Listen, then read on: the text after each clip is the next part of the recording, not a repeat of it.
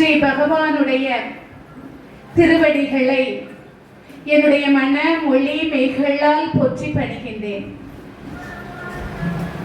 செந்தமிழால் சொல்லெடுத்து பைந்தமிழால் பாயெடுத்து நற்றமிழால் நாயெடுத்து நாஞ்சில் மண்ணிற்கு வணக்கம் சொல்லி அன்பின் வாழ்த்துதலையும் வணக்கத்தையும் தெரிவித்துக் கொள்கின்றேன். பூவில் விரியும் புன்னகை வெளிப்பாடாய் பூமியில் நட்டு வைத்த நிலாக்கள் போல் புண்ணிய பூமியின் பிரகாசங்களாய் பூத்திருக்கும் புதிய விடியல்களே, உங்கள் அனைவருக்கும் புதியதோர் வணக்கம். இன்றைய பொழுது ஒரு அருமையான பொழுது. அந்த பொழுதிலே அரங்கமே வந்து வாழ்த்து சொல்வதற்கு அமைந்திருப்பது போன்ற பக்தகோடி பெருமக்கள் அனைவரும் இங்கே வந்து அமர்ந்திருக்கின்றார்கள். அவர்களுடைய திருவடிகளை என்னுடைய மன மொழி மெய்களால் போற்றி பணிகின்றேன். இன்றைய தினத்திலே மூன்றாவது திருவிழாவானது மிகவும் விமர்சையாக நடந்தேறிக் கொண்டிருக்கின்றது. இந்த மூன்றாவது திருவிழாவை உபயமாக வழங்கியவர்கள் பாபா குடும்பத்தார்கள். அவர்கள் பகவான் விஷ்ணு பகவானுடைய அருளை பரிபூரணமாக பெற்று வாழ்வில் வாழ்வாங்கு வாழ வேண்டும் என்று வணங்கி மகிழ்கின்றேன்.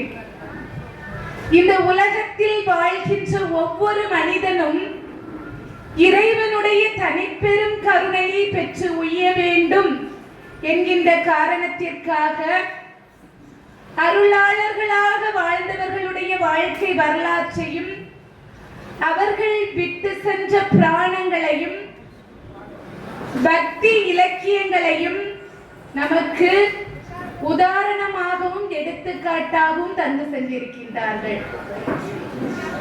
இந்த உலகத்தில் உள்ள உயிர்கள் எல்லாம் உயர்வினை பெற வேண்டும் என்பதற்காக நம்முடைய விஷ்ணு பகவான் பல திருக்கோலங்களிலே எழுந்து அருள் பாலித்துக் கொண்டிருக்கின்றார். அந்த வகையிலே இன்றைய தினத்திலே தசாவதாரத்தின் மகிமை என்ற தலைப்பின் கீழே வராக அவதாரம் என்பதை பற்றி இன்றைய தினம் நாம் சிந்திக்க இருக்கின்றோம்.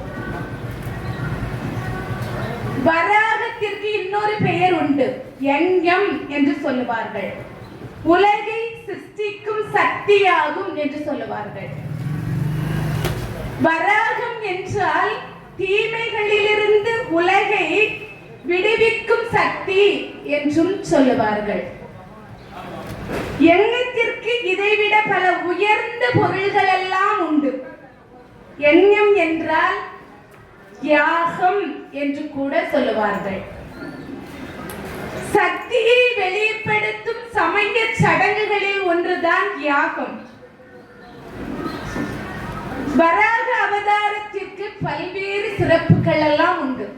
நம்முடைய பகவான் விஷ்ணு பகவான் வராக அவதாரம் எடுத்து பூமியை காத்தார். ஒரு சமயம் ஜனகாதி முனிவர்கள் வந்து வைகுண்டத்திற்கு நம்முடைய விஷ்ணு பகவானை பார்ப்பதற்காக செல்லுகின்றார்கள். 4 பேர் பிரம்மாவுடைய மகன்கள். 4 பேரும் விஷ்ணு பகவானை போய் வணங்கிவிட்டு வரலாம் என்று சொல்லி வைகுண்டத்திற்கு செல்லுகின்றார்கள். வைகுண்டத்துக்கு போறாங்க. 4 பேரும் அழகாக, அவர்கள் பார்ப்பதற்கு கொஞ்சம் குள்ளமாக இருப்பார்கள். குள்ள மனிதர்களை போல காட்சி அளிப்பார்கள்.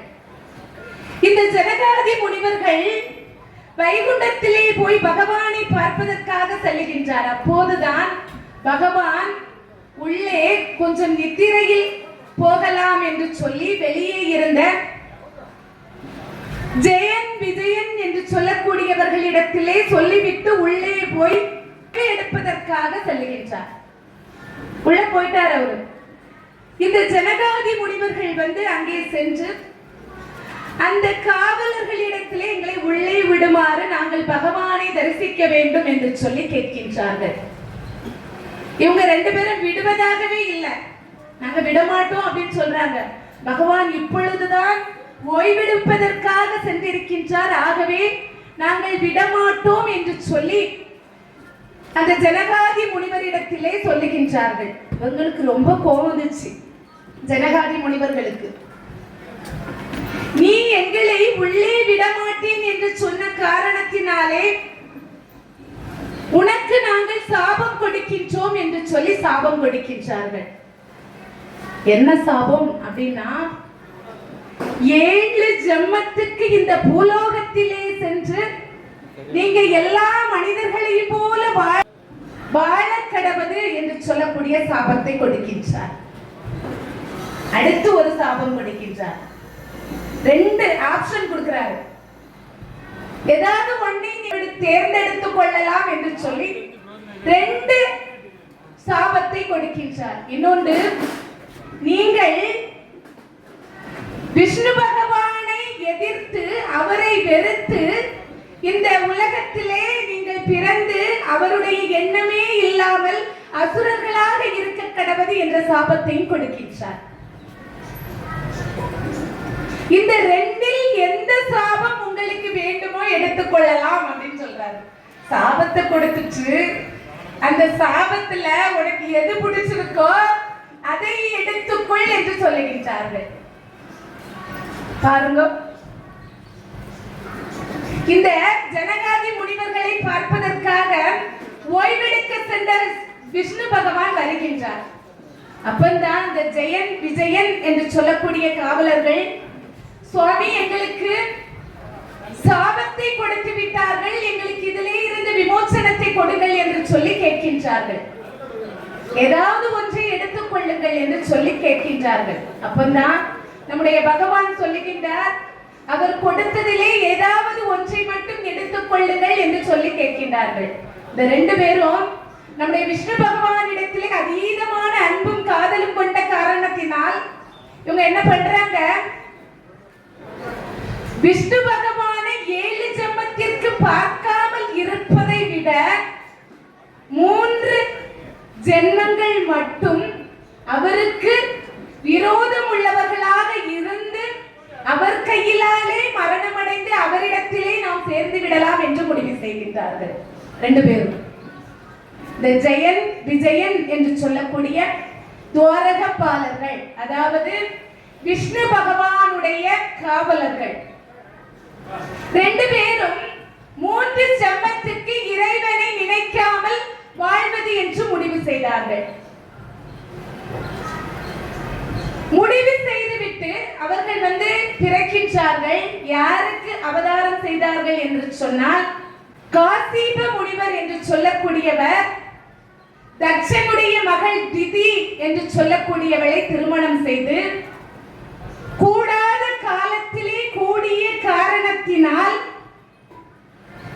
அவர்களுக்கு இரண்யாக்ஷன் இரண்யகசிபு என்று சொல்லக்கூடிய 2 மகன்கள் இரட்டையர்களாக பிறக்கின்றார்கள். முதல் ஜென்மத்திலே இரண்யகசிபு இரண்யாக்ஷன் இவங்க 2 பேரும் முதல் ஜென்மத்திலே பிறக்கிறாங்க. இரண்டாவது ஜென்மத்தில ராவணன் கும்பகர்ணன் என்ற திருநாமத்தோட பிறக்கிறாங்க. ராவணனா எல்லாருக்குமே தெரியும். அடுத்த ஜென்மத்தில் 3வது ஜென்மத்திலே சிசுபாலன் தண்டவர்த்தனன் என்று சொல்லக்கூடிய இரட்டையர்களாக பிறவி செய்கின்றார்கள். இந்த காசிபருக்கும் திதிக்கும் பிறந்தவர்கள் தான் இரண்யகசிபும் இரண்யாக்ஷனும்.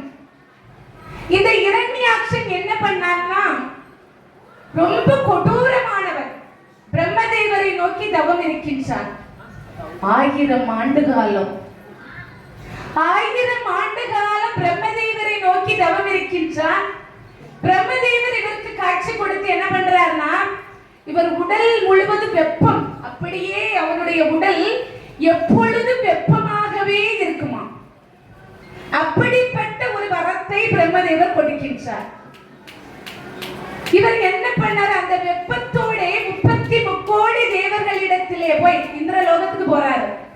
இந்திரலோகத்துக்கு போனா அங்க 33 கோடி தேவர்களும் அந்த வெப்பம் தாங்காமல் தவித்து பிரம்மரை நோக்கி ஓடுகின்றார்கள்.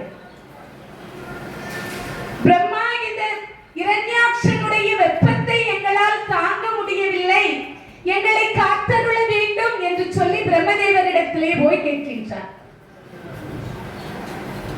பிரம்மதேவரும் என்ன செய்வது என்று தெரியாமல் அப்படியே இருக்கின்றார். நீங்கள் ஒரு வரம் கொடுத்ததற்கே அவன் எங்களை இந்திரலோகத்தில் வாழ விடாமல் எங்களை தவிக்க விட்டு விட்டான் என்று சொல்லி பிரம்மதேவரிடத்திலே சொல்லுகின்றார்கள். இன்னும் அவன் தவம் இருந்து கொண்டிருக்கின்றான். அதி பயங்கரமான வரங்களை எல்லாம் பெறுவதற்காக அவன் தவம் இருந்து கொண்டிருக்கின்றான் என்று சொல்லி இந்த இந்திராதி இந்திரன் போய் சொல்றான். அப்பதான் பாக்குறாரு, தவம் இருக்கிறானே, என்ன பண்றது? தவம் இருந்தா கண்டிப்பா வரத்தை கொடுத்துதான் ஆகணும். வரம் கொடுக்காட்ட விடுவானா? 1000 ஆண்டு காலம் தவம் இருக்கின்றான். இந்த மனிதன் ஒரு வருடம் என்று சொன்னோம் என்று சொன்னால் அது 33 கோடி தேவர்களுக்கு ஒரு நாள். அந்த ஒரு நாள் 2 மாதமாகி 3 மாதமாகி 4 மாதமாகி ஒரு தேவ ஆண்டு காலமாகி 12,000 தேவ ஆண்டு காலம் வருகின்ற பொழுதுதான் அது நம்முடைய பிரம்மதேவருக்கு ஒரு நாள். அந்த ஒரு நாள் 1 மாதமாகி 2 மாதமாகி 3 மாதமாகி ஓர் ஆண்டாகி 12,000 தெய்வ ஆண்டு காலம் வருகின்ற பொழுதுதான் அது நம்முடைய விஷ்ணு பகவானுக்கு ஒரு நாள். எத்தனாயிரம் ஆண்டு காலம் காத்திருக்க வேண்டியது இருக்கு ஒரு நாளைக்கு, பாத்தீங்களா? அடுத்து இந்த ஒரு நாள் 2 ஆகி 3 ஆகி 12,000 ஆண்டு காலம் வருகின்ற பொழுது அது நம்முடைய சிவபெருமான் சிரிக்கின்ற காலமாகும்.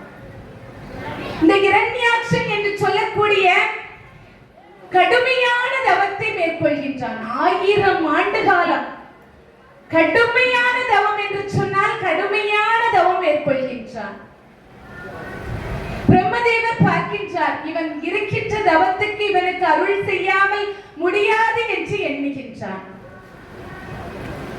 எப்படியாவது இவனுக்கு வரத்தை கொடுத்தே ஆக வேண்டும், உலக உயிர்கள் எல்லாம் துன்பப்படாமல் இருக்குமாறு வரத்தை இவன் கேட்க வேண்டும் நினைச்சாராம். அவனுடைய தவத்துக்கு இறங்கிய பிரம்மதேவர் அங்க வர்றாரு. அவன் தவம் செய்ய இடத்துக்கு வர்றாரு. இரண்யாக்ஷன் என்று சொல்லக்கூடிய மிகப்பெரிய அசுரன் அங்க வந்து இந்த இரண்யாக்ஷனை பார்க்கின்றார். இரண்யாக்ஷா, உனக்கு என்ன வர வேண்டும் என்று சொல்லி கேள், நான் உனக்கு தருகின்றேன் என்று சொல்லுகின்றார். இவரும் பார்க்கின்றார், பிரம்மதேவரே, ஒரு நிமிஷம் பகவானையும் நினைத்துக் கொண்டாராம் பிரம்மதேவர். இவன் எத்தனை பெரிய வரங்களை கேட்க போகின்றானோ தெரியவில்லை. அந்த வரங்களை வாங்கிக் கொண்டு இந்த உலகத்தில் இருக்கக்கூடிய அனைவரையும் எத்தனை கொடுமையை செய்ய போகிறானோ தெரியவில்லை என்று சொல்லி பிரம்மதேவர் ஒரு கணம் நம்முடைய விஷ்ணு பகவானை நினைக்கின்றார். விஷ்ணு பகவானை நினைத்து பார்க்கின்றார். நீ பார்த்துக்கோ, நான் பார்த்துக் கொள்கிறேன் என்று சொல்லுகின்றார். அவருடைய ஞான சக்திக்கு உதவி தெரிகின்றது. நம்முடைய பகவான் சொல்லுகின்றார், நீ வரத்தை கொடு, நான் பார்த்துக் கொள்கின்றேன் என்று சொல்லுகின்றார். அப்போதுதான் உனக்கு என்ன வர வேண்டும் என்று சொல்லி இரண்யாக்ஷனிடத்திலே கேட்கின்றார் பிரம்மதேவர். பிரம்மதேவரே, இந்த பூலோகத்தில் உங்களால் படைக்கப்பட்ட எவரும் என்னை கொல்லக்கூடாது என்ற வரத்தை நீர் எனக்கு தர வேண்டும் என்று சொல்லி கேட்கின்றார். பிரம்மதேவனால தான் இந்த உலகத்தில் உள்ள உயிர்கள் 84 லட்சம் யோனி பேதங்களும் படைக்கப்பட்டவை. அந்த 84 லட்சம் யோனி பேதங்களால் இந்த இரண்யாக்ஷனுக்கு அழிவு வரவில்லை என்று சொன்னால் யாரால் அழிவு வர வேண்டும்? யோசிக்கின்றார் பிரம்மதேவர். கொடுத்து விட வேண்டியதுதான். 1000 ஆண்டு காலம் தவம் இருந்திருக்கின்றான். அவனுக்கு இந்த வரத்தை கொடுக்கவில்லை என்றால் அவன் விடுவானா என்று சொல்லி பிரம்மதேவர் யோசிக்கின்றார். தந்தேன் என்று சொல்லிவிட்டார். உங்களால் படைக்கப்பட்ட எந்த உயிரினங்களாலும் எனக்கு சாவு வரக்கூடாது என்ற வரத்தை இரண்யாக்ஷன் பிரம்மதேவரிடத்திலே இருந்து பெற்றுக் கொள்கின்றான். பெற்றுக்கொண்டவன் சும்மா இருந்தானா? ஒவ்வொரு லோகத்துக்கா போனான். இந்திரலோகத்துக்கு போனான். ஃபர்ஸ்ட் இந்திரலோகத்திலே போய் இந்திராதி தேவர்களை எல்லாம் வெற்றி கொண்டான். ஒவ்வொரு லோகத்துக்காக சென்று வெற்றி கொண்டான். கடைசியா போனா சத்திய லோகத்துக்கு. அங்கதான் பிரம்மதேவர் இருப்பார். வரம் கொடுத்தவன் தலையிலே கையை வைக்க துணிந்து விட்டார். வரம் கொடுத்தது பிரம்மதேவர். பிரம்மதேவரை போய் சண்டைக்கு இழுக்கிறான். நீ அந்த சண்டைக்கு வா அப்படின்னு சொல்லி இழுக்கிறான் இரண்யாக்ஷன். அதி பயங்கரமான கொடூரன், அசூரன். அவனுடைய உருவத்தை பார்த்தால் அப்படி ஒரு ஆக்ரோஷமாக இருக்கும். அதிபயங்கரமானவன், வானளவு உயர்ந்தவன். இந்த இரண்யாக்ஷன் பிரம்மதேவரை போய் அழைக்கிறான். வாங்கோ, எந்த சண்டைக்கு போட வாங்கோ அப்படின்னு சொல்லி கூப்பிடுறான். பிரம்மதேவர் பார்க்கிறாரு. நிராயுத பாணியா இருக்கிறாரு பிரம்மதேவர். அவர்கிட்ட ஆயுதமே இல்லை. அப்பதான் அவர் சொல்லுகின்றார், நான் நிராயுத பாணியாக இருக்கின்றேன். நீ விஷ்ணு பகவானிடத்திலே போய் சண்டை போட்டு வெற்றி கொண்டு வா. நீ உண்மையான வீரன் என்பதை நான் ஒத்துக்கொள்கின்றேன் என்று சொல்லி பிரம்மதேவர் சொல்லுகின்றார். இவருக்கு தலையில கைய வைக்க வந்தாமே. ஆனா பிரம்மதேவரோ நீ விஷ்ணு பகவானிடத்திலே போய் என்று சொல்லுகின்றார். இன்னொரு விஷயத்தை நாம் தெரிந்து கொள்ள வேண்டும். நம்ம கோயிலுக்கு போறோம். இப்ப இந்த ராமர் கோயிலுக்குள்ள போறோம். வெறுங்கைய வீசிட்டு போனா நல்லாவா இருக்கும்? அழகாக ஒரு பாடலை திருமூலர் பாடி இருக்கின்றார். யாவருக்குமாம் இறைவர்க்கோர் பச்சிலை, யாவருக்குமாம் பசுவுக்கோர் வாயுரை, யாவருக்குமாம் உண்ணும் போது ஒரு கைப்பிடி, யாவருக்குமாம் பிறருக்கு இன்னுரை தானே என்று சொல்லி பாடுகின்றார். ரொம்ப அழகான ஒரு பாடல். நீ கோயிலுக்குள்ளே சென்று இறைவனை வழிபடுகின்ற பொழுது உன்னுடைய கையிலே ஒன்றும் கொண்டு போகாமல் இருக்கக்கூடாதாம். ஒரு பச்சிலையாவது. நம்முடைய பகவானுக்கு பிடித்தது பச்சிலை தான், துளசி. ஏதாவது ஒரு பச்சிலையை எடுத்துக்கொண்டு நம்முடைய பகவானுடைய திருப்பாதத்திலே வைத்து நாம் வணங்கினோம் என்று சொன்னால் பகவான் நமக்கு எல்லா விதமான அருளையும் அள்ளி அள்ளி கொடுப்பாராம். உனக்கு அது முடியலையா? கோமாதா வந்து நம்முடைய குலமாதா என்று சொல்லுவார்கள். நம்முடைய கிருஷ்ணர் கூட ஆடு மாடுகளை மேய்த்தவர் தான். புல்லா குள்ளல் கொடுத்த மூங்கில்களே எங்கள் புருஷோத்தமன் புகழ் பாடுங்களே. விஷ்ணு பகவான் ஆடு மாடுகளை எல்லாம் வைத்துக் கொண்டிருக்கின்ற பொழுது அப்படியே புல்லாங்குழலை எடுத்து வாசிப்பாராம். அந்த ஆடு மாடுகள் எல்லாம் அப்படியே மயங்கி அந்த புல்லாங்குழலின் இசையினாலே அந்த இசையை கேட்டு அப்படியே புல்ல மேயுமா. புல்லு மேய்கிற அலுப்பு அந்த மாடுகளுக்கு தெரியாதாம்.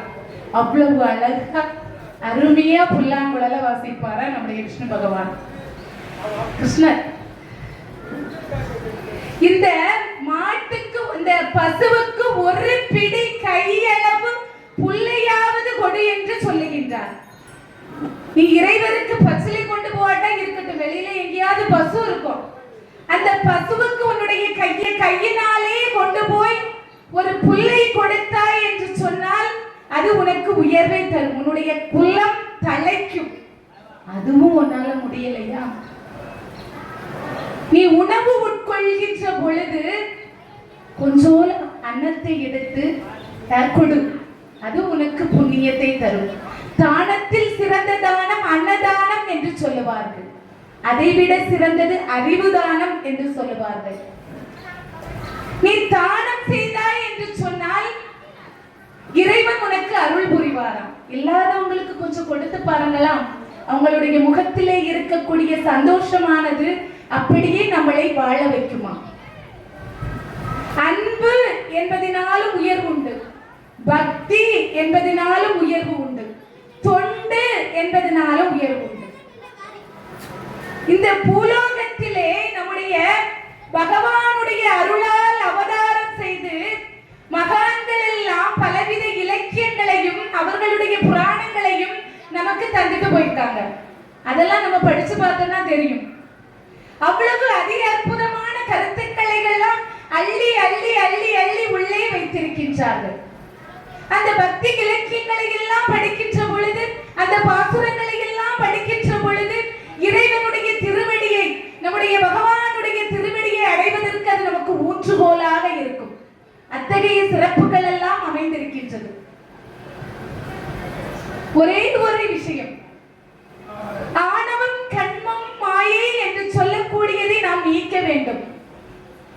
நம்முடைய விஷ்ணு பகவான் மாயைக்கு உட்பட்டவர் தானே. ஒரு சமயம் நாரத முனிவர் நம் வைகுண்டத்திற்கு நம்முடைய பகவானை பார்ப்பதற்காக செல்லுகின்றார். பார்க்கடலிலே பச்சனையிலே பள்ளி கொண்டிருக்கின்ற நம்முடைய மாதவன் அன்று தன்னுடைய லட்சுமியோடு அவளோடு பேசி சிரித்துக் கொண்டிருக்கின்றார். ஒரே இடத்தில் அமர்ந்திருக்கின்றார்கள் நம்முடைய பகவானும் லட்சுமியும் சேர்ந்து. அப்போது இந்த நாரத முனிவர் உள்ளே வருகின்றேன் என்று சொல்லாமலே வைகுண்டத்திற்குள்ளே செல்லுகின்றார். இவர் போறாரு, அவர் பாட்டு போயிச்சாரு. நாராயணா நாராயணா என்று சொல்லுவார். இவர் போறார் உள்ள. போன உடனே லட்சுமி தேவியானவள் நம்முடைய பகவானுடைய அருகிலே அமர்ந்திருக்கின்றார். நாரதரை கண்டவுடன் அச்சத்திலே நாணத்திலே எழுப்பி உள்ளே போய்விட்டார். நாரதரை பார்த்த மறுகணமே எப்போதும் நம்முடைய மகாலட்சுமி தேவியானவள் வாருங்கள் என்று அன்போடு அழைத்து அவரை உபசரிப்பது வழக்கம். ஆனால் அன்று நம்முடைய விஷ்ணு பகவானோடு கூடியிருந்த காரணத்தினால் நாராயணர் வந்துட்டார். அவர் கட்ட பிரம்மச்சாரி. அவருக்கு என்ன தெரியும்? அவர் பாட்டுக்குள்ள போயிட்டாரு. உள்ள போய் நாராயணரை பார்க்கின்றார். இந்த அம்மா எழுப்பி போயிட்டா உள்ள. இவருக்கு மனசுக்குள்ள ஒரு அழுத்தம். நம்முடைய நாரத முனிக்கு பார்க்கின்றார். பகவானிடத்திலே கேட்கின்றார், எப்போதும் இன்முகத்தோடு வரவேற்கின்ற லட்சுமி இன்று என்னை வரவேற்காமல் உள்ளே சென்று விட்டார்களே, நான் இங்கு வந்ததிலே அவர்களுக்கு ஏதாவது வருத்தமா என்று சொல்லி கேட்கின்றார். அப்பந்தான் நம்முடைய பகவான் சொல்லுகின்றார், கணவரோடு மனைவி தனித்திருக்கின்ற பொழுது ஒருவர் அங்கே வந்தால் எந்த பெண்ணாக இருந்தாலும் நாணத்திலே உள்ளே போவது சகஜம்தானே. இதை நீர் பெரிதாக எடுத்துக் கொள்ளலாமா? அவள் என்னோடு அமர்ந்திருக்கின்ற பொழுது நீர் வந்தீர், ஆகவே அவரை உண்மை அழைக்காமல் உள்ளே சென்று விட்டாள் என்று சொல்லி சொல்லுகின்றார். அவருக்கு ஆனாலும் மனசு தாங்கவே இல்லை. நம்முடைய பகவான் நாரத முனிவரை சாந்தப்படுத்துகின்றார். எல்லாம் மாயைதானே என்று சொல்லுகின்றார். நீ ஏன் கூட வா என்று சொல்லி பகவான் பூலோகத்துக்கு நாரத முனியை அழைச்சிட்டு வந்தார். ஒரு பெரிய தடாகம். தடாகம் என்று சொன்னால் குளம். அந்த குளத்துக்கு அருகிலே ஒரு மரம். அந்த மரத்துக்கு அடியிலே நம்முடைய பகவான் அமர்ந்திருக்கின்றார். நாரத முனி பக்கத்தில் நிற்கிறார். நீர் உம்முடைய வீணையை தந்துவிட்டு அந்த குளத்திலே போய் குளித்து விட்டு வாரும் என்று சொல்லி நாரத முனியை அனுப்பி வைக்கின்றார். நாரத முனிவர் சரி என்று சொல்லிவிட்டு அந்த வீணையை பகவானிடத்திலே கொடுத்து விட்டு குளத்துக்குள்ளே போய் குளிக்க போறாரு. குளத்துல இறங்கினாரு. இறங்கிச்சு வரும்போது கட்ட பிரம்மச்சாரியான நம்முடைய நாரத முனி பெண்ணாக மாறி நிற்கின்றார். பெண் உருவத்திலே வருகின்றார். அவருக்கு முன் ஜென்மமானது ஞாபகம் இல்லை. அப்போதுதான் அந்த நாட்டை ஆட்சி செய்து கொண்டிருந்த மன்னன் ஒரு அழகிய பெண்ணை தேடிக்கொண்டிருந்தானா திருமணம் செய்வதற்காக. அழகென்றாலே எல்லோருக்கும் ரொம்ப பிடித்த ஒன்றாகி விட்டது இந்த கலி உலகத்திலே. அழகு இல்லை என்றால் ஒன்றும் இல்லை என்ற காலகட்டத்துக்குள்ளே நாம் போய் கொண்டிருக்கின்றோம். இந்த மன்னனும் என்ன நினைக்கிறார்? அழகான ஒரு அழகான பெண்ணு நம்மளை திருமணம் செய்து கொள்ள வேண்டும் என்று நினைக்கின்றான். நாரத முனியோ குளத்துக்குள்ளே குளித்துவிட்டு பெண்ணாக மாறி நிற்கின்றார். அந்த வழியா மன்னன் வருகின்றான். இந்த அழகான பெண்ணானவள் இவருடைய கண்ணுக்கு தெரிகின்றார். இந்த பிள்ளை ரொம்ப அழகா இருக்காளே, இந்த பிள்ளையை திருமணம் செய்து கொள்ளலாமே என்று நினைக்கின்றார். நாரத முனிவர் பெண்ணாக மாறி இருப்பவரை கூட்டிட்டு போறாரு அரண்மனைக்கு. ஆடை ஆபரணங்கள், பட்டு, நவரத்தினங்கள், முத்து, வைடூரியம் எல்லாவற்றையும் அந்த பெண்ணுக்கு கொடுத்து அலங்காரம் செய்து அந்த ஊரே மெச்சும் அளவுக்கு திருமணமானது நடந்தேறுகின்றது. நாரத முனி பெண்ணாக மாறி அங்கே இருக்கின்றார். 2 பேரும் இல்லறமாகிய நல்லறத்தை மிகவும் சிறப்பாக நடத்தி கொண்டு வாழ்ந்து கொண்டிருக்கின்றார்கள். அவங்களுக்கு நிறைய பிள்ளைங்க, மனம் போல பிள்ளைகளை பெற்று எடுத்தார்கள். அந்த பிள்ளைகளுக்கும் திருமணமாகி அந்த பிள்ளைகளும் பிள்ளைகளை பெற்றெடுத்தார்கள். இப்படி அவர்களுடைய வம்சமானது பெருகிக் கொண்டே போனது. ஒரு நாள் நாரத முனி பார்க்கின்றார், பெண்ணாக இருக்கக்கூடிய நாரத முனி பார்க்கின்றார். இவ்வளவு பெரிய குடும்பமா என்று யோசித்து மனதிலே மகிழ்ச்சி கொள்கின்றார். அப்பந்தான் இந்த பக்கத்து நாட்டிலே இருக்கக்கூடிய மன்னன் இந்த நாட்டிலே போருக்கு வருகின்றான். போருக்கு வந்து இங்கே இருக்கக்கூடிய அனைவரையும் கொன்று வீழ்த்துகின்றான். மன்னனும் பெண்ணாக இருக்கக்கூடிய நாரத முனியும் மட்டும் அங்கே இருக்கின்றார்கள், வேற யாருமே கிடையாது. புத்திர சோகத்திலே நாரத முனி அப்படியே ஆழ்ந்த கவலையிலே கண்ணீர் விட்டு என்ன செய்வதென்று தெரியாமல் அப்படியே இருக்கின்றார். அப்பந்தான் நம்முடைய பகவான் ஒரு மாறு வேடத்திலே ஒரு முனிவராக அங்கு வருகின்றார். வந்து பெண்ணாக மாறி இருக்கக்கூடிய அந்த நாரத முனியத்தை சொல்லுகின்றார், நீ உன்னுடைய பிள்ளைகளுக்கு செய்யக்கூடிய பித்ரு கடனை அந்த குளத்திலே போய் செய் என்று சொல்லி அனுப்புகின்றார். இந்த மன்னனும் இந்த பெண்ணும் அந்த குளத்திற்கு வருகின்றார்கள்.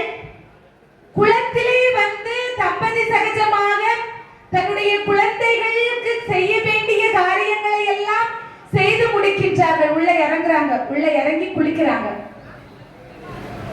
குளிச்சுட்டு நாரத முனி வெளியே வருகின்ற பொழுது தன்னுடைய பெண் வேடத்தை விட்டு நாரத முனியாக வெளியே வந்தார். அந்த மன்னன் தன்னுடைய மனைவியை காணவில்லையே என்று சொல்லி தேடி திரிகின்றார். நாரத முனி அவருடைய கண்ணுக்கு தெரியவில்லை. அந்த குளத்துக்கு அருகிலே மரத்தின் அடியிலே வீணையோடு நம்முடைய விஷ்ணு பகவான் நம்முடைய நாரத முனிக்காக காத்திருக்கின்றார். நாரத முனி வெளியே வந்துட்டார். அவருக்கு முன் ஜென்மத்தில் நடந்தது ஞாபகம் இல்லை. அவர் பெண்ணாக வாழும் போது நான் நாரத முனி என்பது அவருக்கு ஞாபகம் இல்லை. அவர் அந்த பெண்ணாக வாழ்ந்து முடித்துவிட்டு திரும்ப நாரத முனியாக வந்திருக்கின்றார். அப்போதும் அவருக்கு ஞாபகம் இல்லை.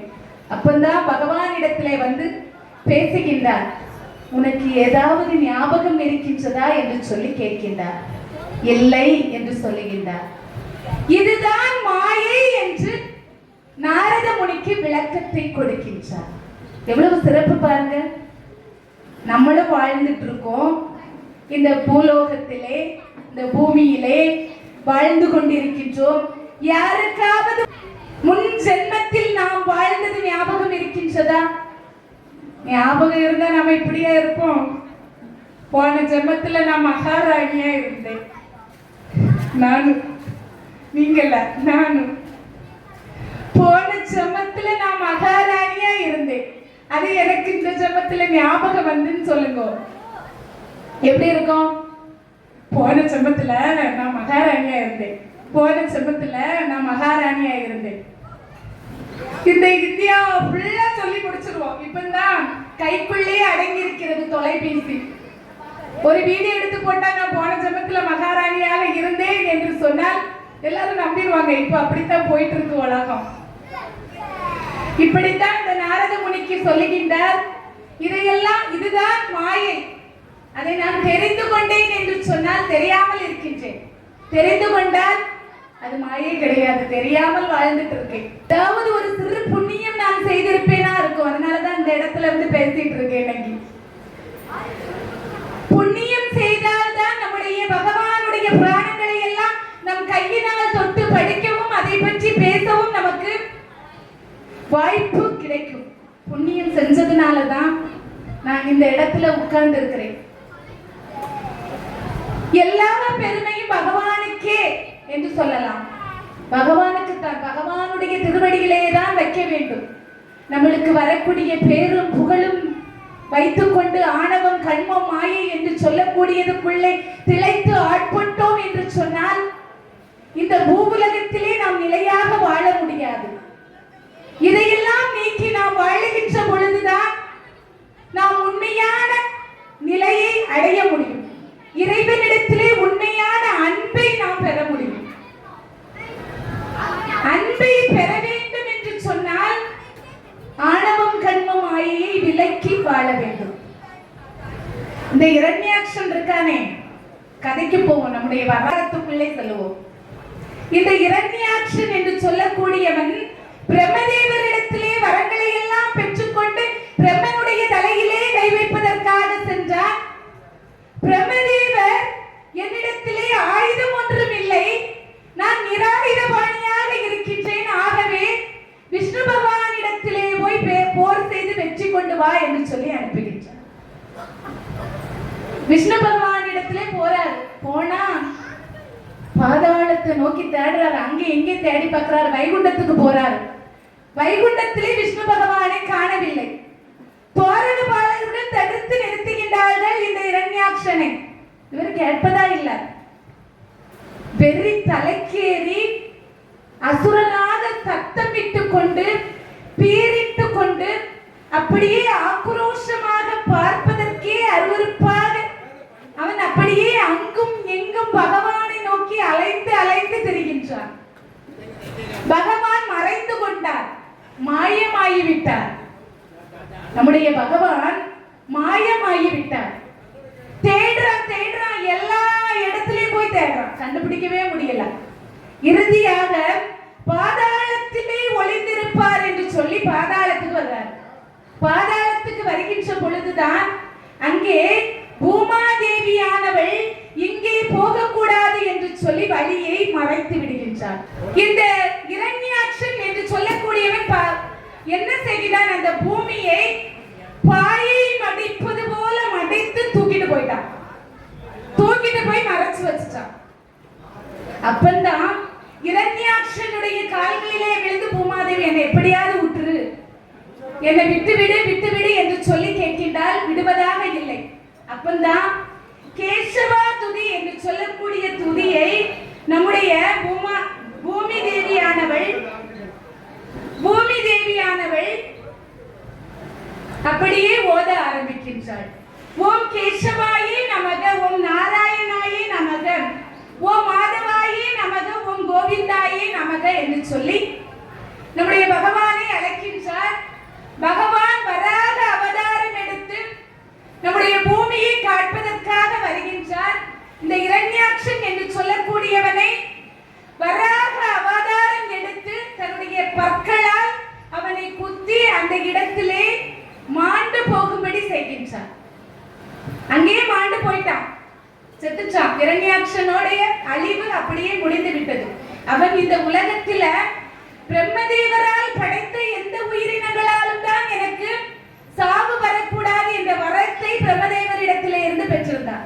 பிரம்மதேவர் நம்முடைய விஷ்ணு பகவானை படைக்கலை. அவர் ஒரு வராக அவதாரமாக வந்து அந்த இரண்யாக்ஷன் என்று சொல்லக்கூடிய மாபெரும் அசுரனை அழித்து இந்த பூமியை நிலைநிறுத்தி அந்த பூமியை கொண்டு போய் வச்சாரு நம்முடைய விஷ்ணு பகவான்.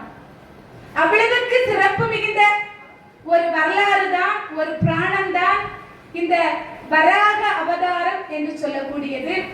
இந்த வராக அவதாரமானது நம்முடைய விஷ்ணு பகவானுடைய மூன்றாவது அவதாரமாக எடுத்துக் கொள்ளப்படுகின்றது. நம்முடைய பூமி அழிவின் நோக்கி செல்லுகின்ற